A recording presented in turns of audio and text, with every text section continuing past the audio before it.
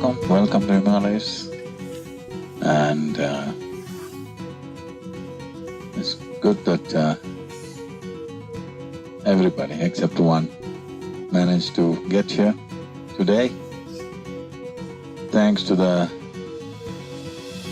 these daredevil helicopter pilots and getting all of you here in this weather,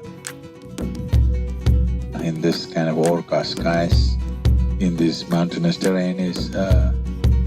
they did it quite effortlessly, but it's not easy. So thanks to them, all of us are here in one group, and we are already at nearly 11,400, nearly 11,500 feet. So from here on, a little bit of care would be good, because once you get these altitude troubles, they're not pleasant.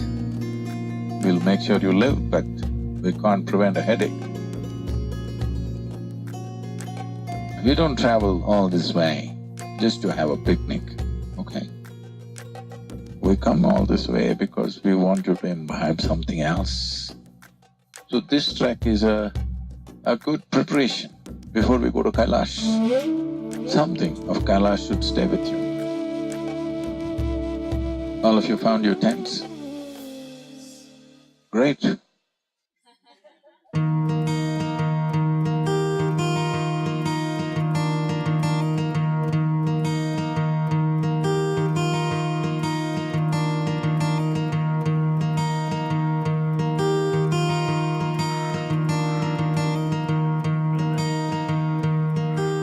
Living in a tent has been a great adventure. I think I can't recollect the last time I slept in a tent, which was long ago, but it was really fun. Put simply, I had the best sleep last night.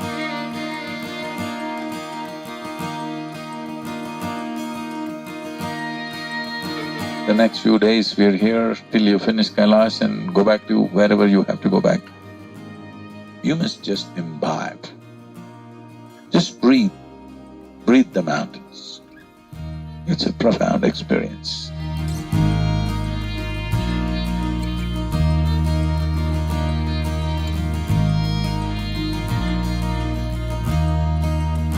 Today's the first day, so it's really good. We just crossed Manang Valley. Looking forward to how this keeps building on from here on.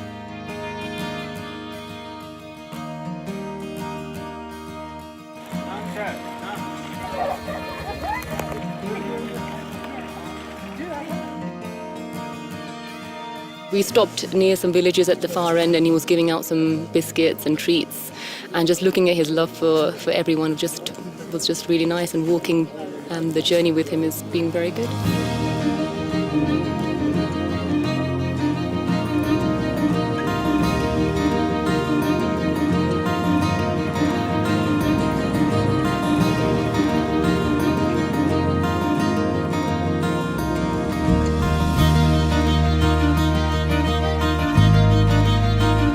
The last bit was it was the steepest bit, but it was fine. Probably told on a lot of people. We all slowed down a little bit. Pretty sure we'll see a bit more of that going forward.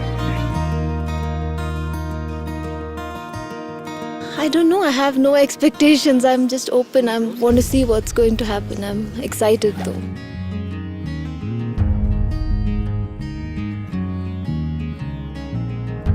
You're going on a pilgrimage. Pilgrimage is not really a journey, it is an inward journey. An inward journey is a farcical term because there is no distance. The distance is just this, that instead of looking this way, you made a 180-degree turn inward. That's all the journey. There's no place to walk, huh? There isn't any distance. It's an imagined distance, that's all. So if you turn around, it's right there. But to make that simple turnaround, people take lifetimes. Make the best out of it and come.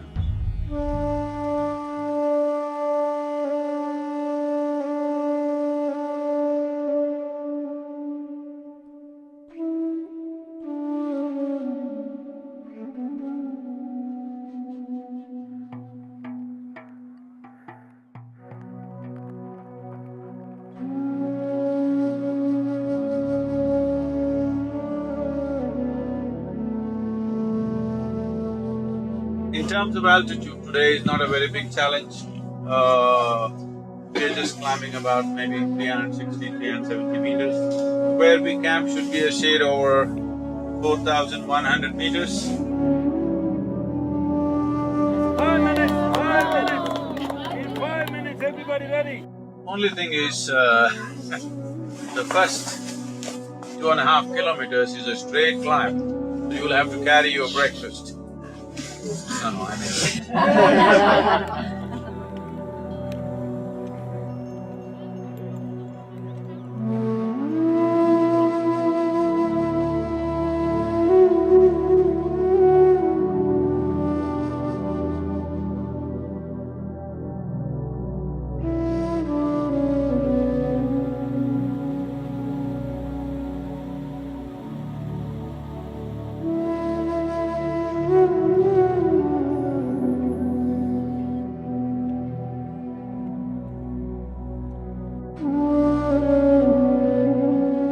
Looking at me, I'm not a, very physically fit guy. But every year I wonder like, how can I walk all this? Like I can't be able to walk in treadmill for more than 30 minutes, but like here, mountain, it just happens.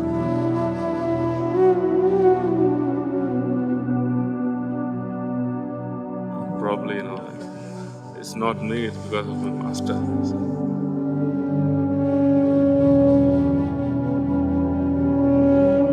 Tell me within you, is it your emotion or your thought or the life that you are, which is most valuable right now?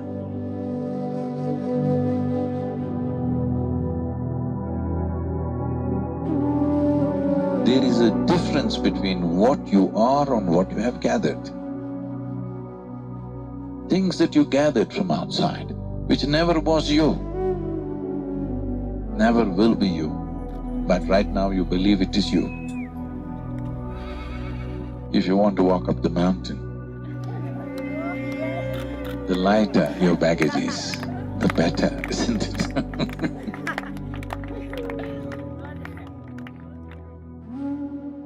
Walk light, because air is thin. I hope the Nepal cell doesn't work, but I have work to do.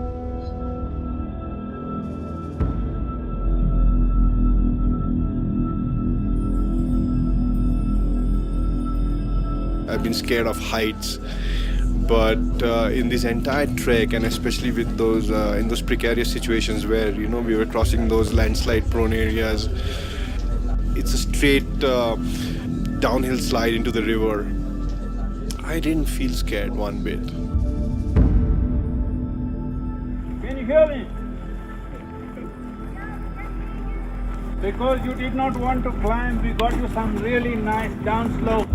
It was quite steep, slippery, dangerous, but we were one by one. The Sherpas were there, Sadhguru's grace, everything. We went one by one, slowly, and made it.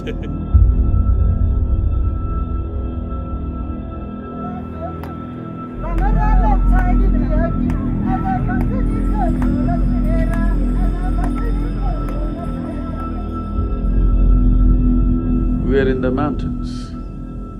That means we are about 4,000 meters closer to heaven, Whether you are right now feeling it or not, it's not just about the oxygen, it's the pressure. When physiology loses its grip on you, this is a good time. This is a good time to become conscious. Consciousness means that which is devoid of memory. Body means It is made because of memory. Mind, totally memory. If you take away your memory, you lost your mind, isn't it? So, in whichever way possible for you, you try to keep whatever that connects you to your memory, just keep it aside for a few days. This is a good time to do that.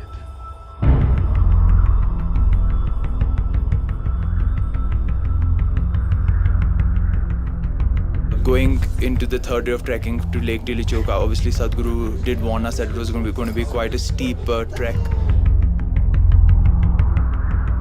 From the base camp, we are going almost 950 meters, a little shy of a kilometer, and it's a straight trek up. So obviously your thighs and they're being used quite a bit, and you get short-breathed.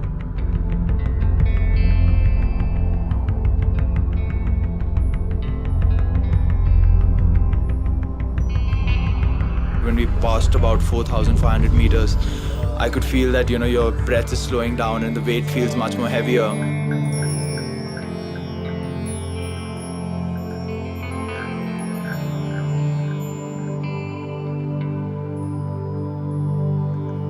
There were moments when I would stop to catch my breath and I would look around and I would think it's so beautiful.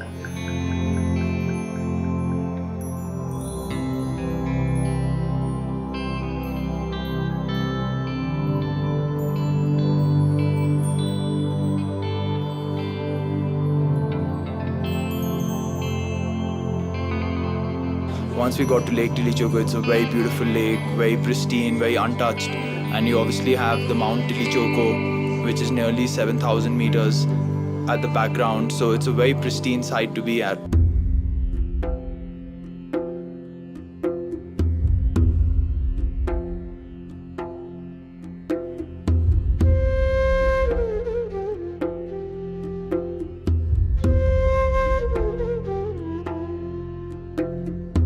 At one point you break yourself and some thoughts that are running in your mind, they stop coming,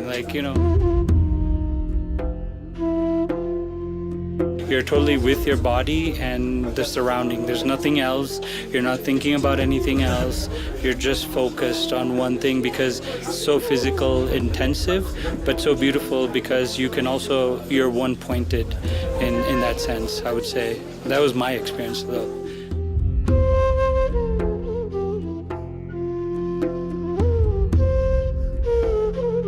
If you take charge of your physical body,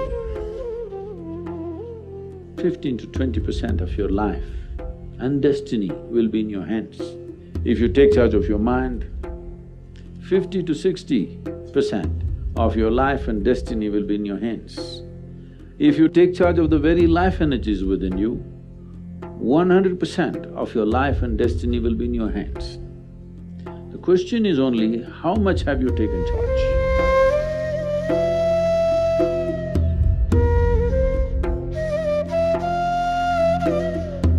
The soil that you walk upon and the delicate flower that you see are not different. Just that life blossom, that's all. So if life blossoms truly within you, 100% of your life is in your hands. But if grace blossoms within you, you yourself become God. You are not looking up to anything else because grace has blossomed within you, you have become that, what you are aspiring for.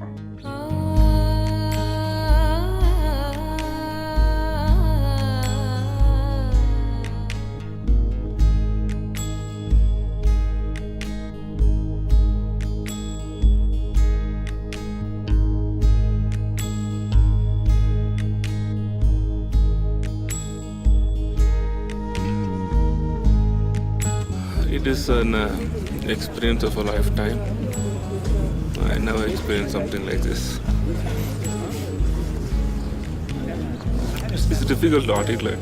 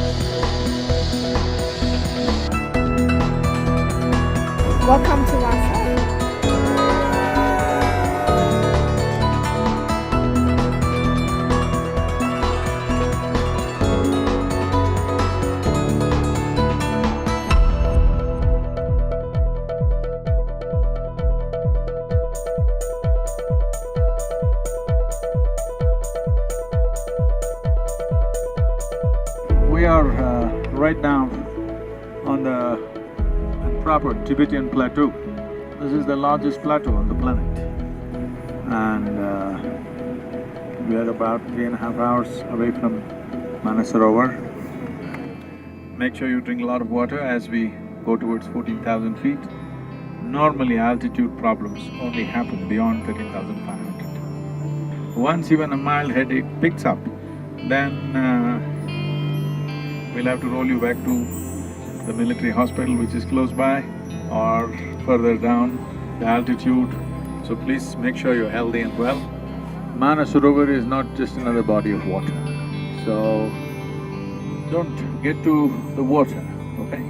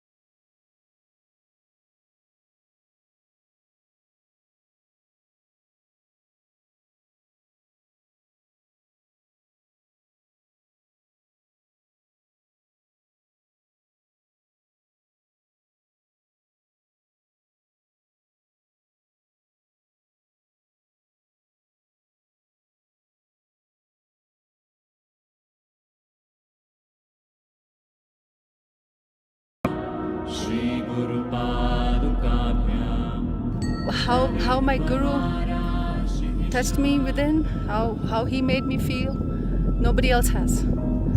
And he showed me what I'm not.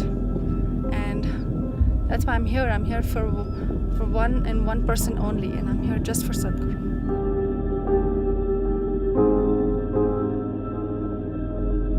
It touches you somewhere very deep, and I don't think you can ever remain the same after going through this experience. I think that anyone who's been able to experience this is blessed, and I would wish this for everyone I love.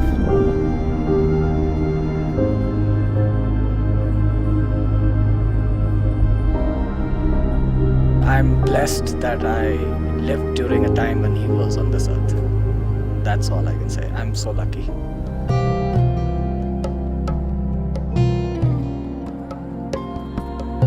In the yogic culture, Shiva is seen as the source of mysticism.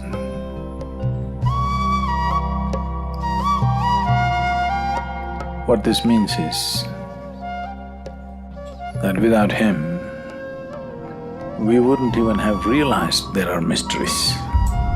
It's because of him that at least some pieces fell into our understanding or wonderment. At least we could begin to wonder about it, because otherwise it wouldn't even be there.